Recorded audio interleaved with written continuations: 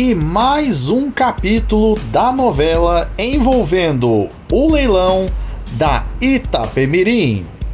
As decisões judiciais proferidas nesta sexta-feira não agradaram nem a Suzantur e nem a Águia Branca.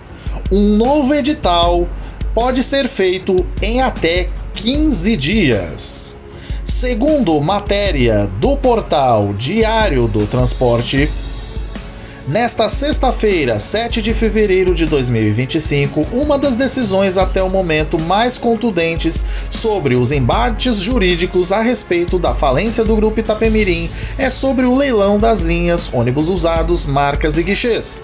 A EXM, administradora judicial responsável pelo processo, terá 15 dias para fazer um novo edital de leilão e sugerir uma data final. Águia Branca e Suzantur tiveram derrotas significativas, mas podem tentar reverter em instâncias superiores. A decisão é do juiz Marcelo Estábel de Carvalho Ranul, da primeira vara de falências e recuperações judiciais do Tribunal de Justiça de São Paulo.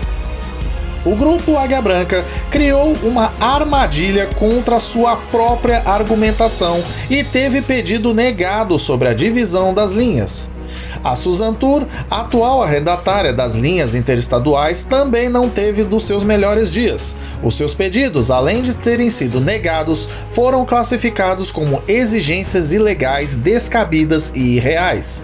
A Suzantur queria restrição que poderia impedir lances de grupos como Águia Branca, Comporte, Garcia, Gontijo e Guanabara. Pior, a Justiça confirmou que se o leilão for realizado depois do fim de arrendamento, a Suzantur perde todas as vantagens previstas no contrato atual, como o desconto de 50% dos valores investidos para dar nos lances do leilão e indenização de 100% sobre os valores investidos até agora. Até o momento, a interpretação da Justiça é que o arrendamento termine em 27 de fevereiro de 2025. Há a possibilidade de a administradora judicial sugerir que o leilão comece antes dessa data para não haver este problema de passivo econômico aos credores e jurídicos. Veja alguns pontos no portal Diário do Transporte. Novo edital. O juiz Marcelo Estábel de Carvalho Ranul determinou que em 15 dias a administradora judicial da EXM Partners corrija vícios e erros do atual edital proposto, apresente uma nova minuta e já sugira uma data definitiva para leilão.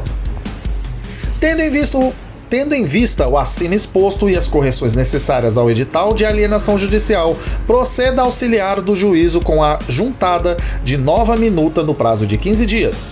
No mesmo prazo, traga nova data para a realização do leilão, considerando a necessidade de pronta realização dos ativos na falência com a vinda tornem imediatamente conclusos, a fim de que haja prazo suficiente para a adoção das medidas para a realização do certame. Perda de vantagens da Suzantur com o leilão sendo realizado depois do fim do contrato. O magistrado determinou que se o leilão for realizado após o fim do arrendamento, a Suzantur perderá mesmo no leilão todos os direitos e vantagens previstos no atual contrato, no caso, uma indenização de 100% dos valores investidos e desconto de 50% no valor dos investimentos em forma de lance. Desarte, vencido o prazo de vigência contratual, não há indenização pelos investimentos comprovadamente realizados ao longo do período de arrendamento. Tampouco direito de uso no lance e valor correspondente a 50% da quantia agregada à operação. Suzantur pediu a aprovação de exigências desproporcionais, descabidas e ilegais, segundo o juiz. O magistrado aceitou as argumentações do Ministério Público, que classificou como desproporcionais, descabidas e ilegais as exigências feitas pela Suzantur quanto ao leilão. No mais, restam rejeitadas as demais impugnações feitas pela transportadora Suzano ao edital, como bem pontuado pelo Ministério Público, as exigências sugeridas pela arrendatária são desproporcionais e limitam a competitividade do certame, impondo previsões sem qualquer respaldo legal. Assim, o juiz negou todos os pedidos da Suzantur porque, em sua visão, limitariam a concorrência e tirariam vantagens ilegais, indevidas e abusivas à empresa de Santo André. trariam, aliás, vantagens ilegais, indevidas e abusivas à empresa de Santo André. Proibição de grandes grupos. A Suzantur queria que fosse proibida a participação de empresas de ônibus ou grupos empresariais que já detenham mercados e que passem a concentrar mais de 20% da totalidade de mercados regulados pela NTT. Com isso, se o pedido da Suzantur fosse atendido, grupos como Águia Branca, Comporte, Garcia, Gontijo, Guanabara poderiam ser impedidos de dar lances. Da mesma forma, não é de competência deste juízo a coibição ao monopólio e à concentração de mercados regulados. Aspectos regulatórios e concorrenciais devem ser tratados perante o órgão competente e não cabem ser tratados nesse certame. 5 dias, prazo irreal. A empresa de Santo André ainda queria que fosse determinado após o leilão o vencedor assumisse todas as operações em 5 dias, o que na prática só seria possível para ela mesma, que já estava operando. O juiz classificou o pedido como irreal. E tendo em vista a finalidade da alienação judicial, é irreal a pretensão de que a arrematante assuma todas as operações em 5 dias úteis, contados da expedição da carta de arrematação, tendo em vista o caráter interestadual da operação viária e a necessidade de regulação pela NTT. A transição entre as empresas deve se dar de forma a não prejudicar o serviço público essencial e não em favor dos interesses da arrendatária, que pretende impor restrições que, ao fim e ao cabo, apenas limitam a competitividade do certame sem justificativa plausível. Indispensável, portanto, que o edital preveja período de transição plausível para a integração, assunção da operação ao arrematante e obtenção das autorizações necessárias perante os órgãos reguladores. O que interessa é a capacidade econômica. Uma das exigências pedidas pela Suzantur e negada pelo juiz é que a empresa participante do leilão comprove capacidade técnica. Para o magistrado, do ponto de vista de juízo falimentar, basta que a praticante mostre capacidade econômica. Sobre a capacidade técnica de operação, para o juiz, isso é uma responsabilidade da ANTT e não da promoção do leilão. Ainda a capacidade operacional dos interessados é requisito de sua habilitação, exigindo-se empresas qualificadas com experiência comprovada na área de transporte rodoviário de passageiros perante a NTT, conforme previsão da Resolução número 6.033/2023. Portanto, para fins de procedimento de alienação objeto deste incidente, é suficiente que o interessado comprove a capacidade econômica para pagar o preço ofertado e a capacidade operacional, que por expressa previsão editalícia seja aferida nos termos de regulamentação estatal própria.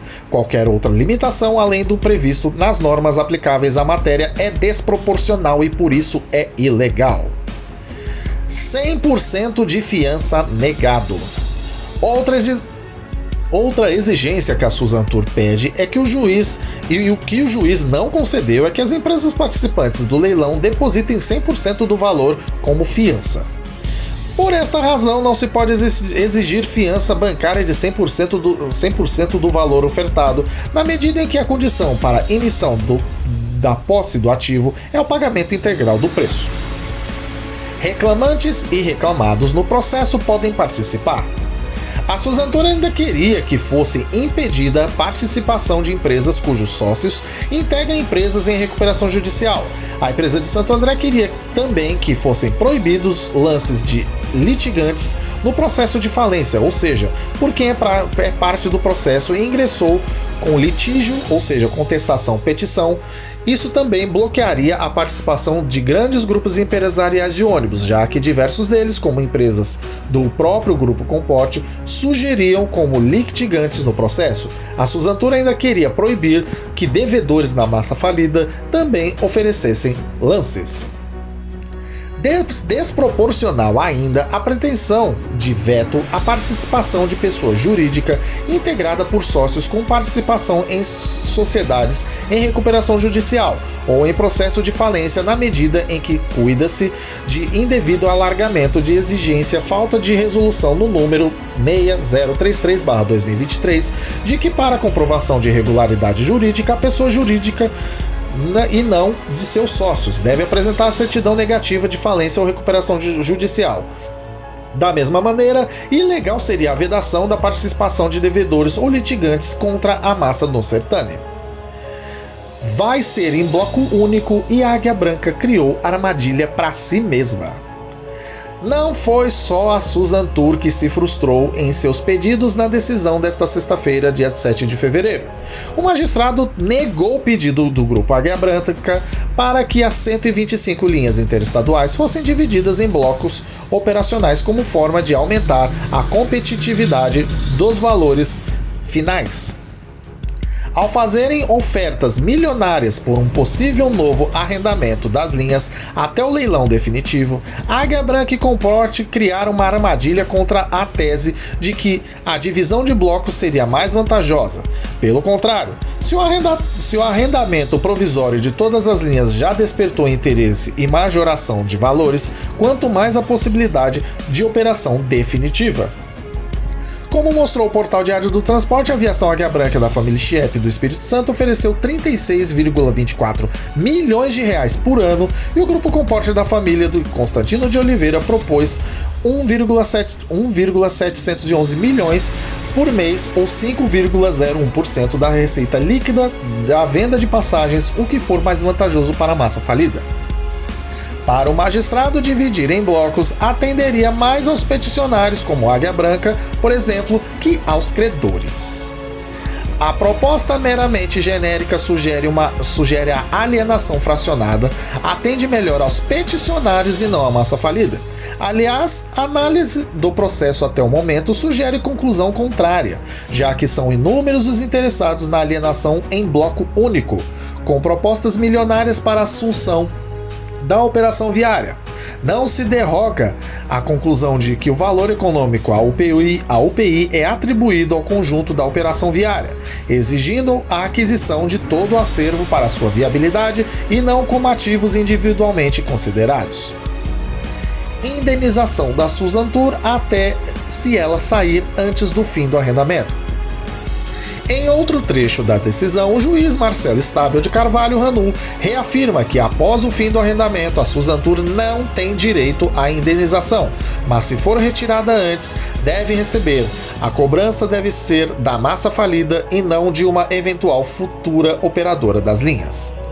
Assim, nada há de ilegal na previsão de que, em caso de ser retirada da posse da operação antes do termo contratual, os investimentos realizados, desde que devidamente e previamente comprovados, sejam indenizados, o que não se confunde com multa contratual. Tem razão os impugnantes, no entanto, no tópico relativo à previsão editalícia de pagamento de indenização diretamente à arrendatária, eventual direito de indenização, se existente ao tempo do certame, é crédito detido pela arrendatária contra a massa falida e não contra a arrematante.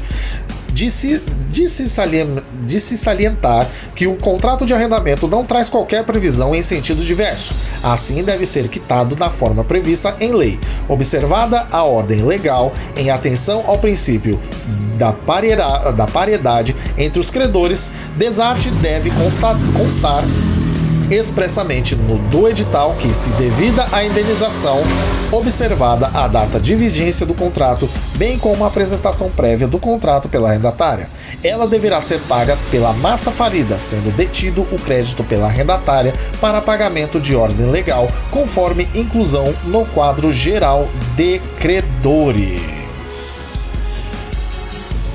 Meus amigos, a decisão judicial botou para quebrar. E na questão da Águia Branca, eu sabia, de verdade, já imaginava que essa história de oferecer milhões e milhões pelo arrendamento, uma hora ia dar ruim. Pois é, se a Águia Branca tem tanto dinheiro para apenas arrendar a linha, a totalidade das linhas, por que ela não tem direito para adquirir todas as linhas de uma vez? Isso vale para o Grupo Comporte também. E sobre a Susan Tur, muitas exigências, muitas regras que acabaram sendo totalmente não atendidas. Ou seja, a Susan Tour exigiu demais e agora vai ter que fazer um outro plano para tentar levar de vez estas linhas e a operação da Itapemirim. Vamos aguardar. Se o leilão for marcado antes de 27 de fevereiro, a Susan Tour ainda terá como receber tudo que gastou durante o arrendamento. Se o leilão não se findar até o dia 27 de fevereiro, a Susan Tour perde tudo que investiu. Ou seja, só vai restar o leilão. O nosso plantão do Jornal do Canal fica por aqui. A qualquer momento voltamos com mais informações do mundo rodoviário e deste leilão que, pelo visto, está bem próximo de acontecer. A novela, acho que está chegando ao fim. Se você gostou do vídeo, curta, comente e se inscreva no nosso canal. Um grande abraço a todos, fiquem com Deus e até o próximo vídeo.